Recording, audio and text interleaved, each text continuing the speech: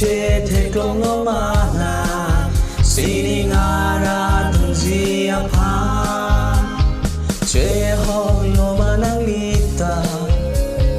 Giêsu aphan ke lo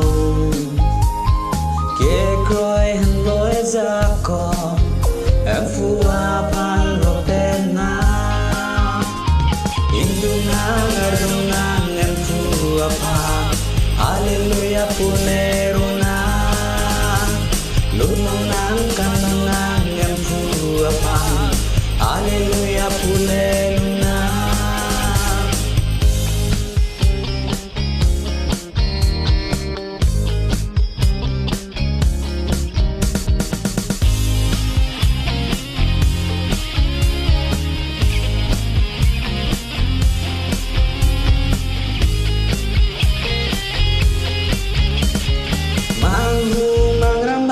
son mata cipisuro ranam dolo elong ebrang si dambo sining kabila kason mangrambang ason mata cipisuro ranam dolo si dambo sining kabila ason indungang adungang em fu aphan hallelujah puneruna lunonang kanonang em fu aphan hallelujah puneruna indungang adunang em fu aphan hallelujah puneruna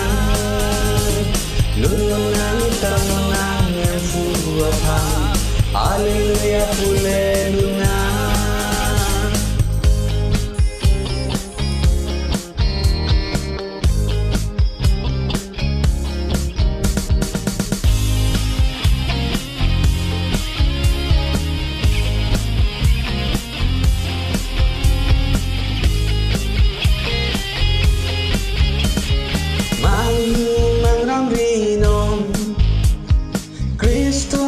Chikinon ranam matangon ason jingon cerat seroina Krishna itu nanbo manghu mangrang rinon Kristo le chikinon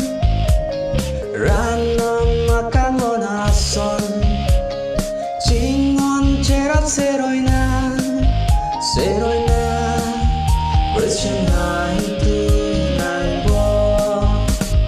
Jisig lo manang lita Jisu aphan ingado ning che the klong lo mana sining ara dung ji aphan che ho lo manang lita Giêsu aphan ke lo ke kroi an loi za ko em fu aphan ro bet na indunang adunang em fu aphan hallelujah puneruna lunonang kanonang em fu aphan hallelujah puneruna indungang adunang em fu aphan hallelujah puneruna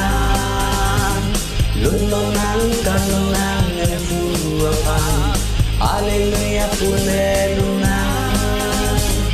indungang adunang em fu aphan hallelujah puneruna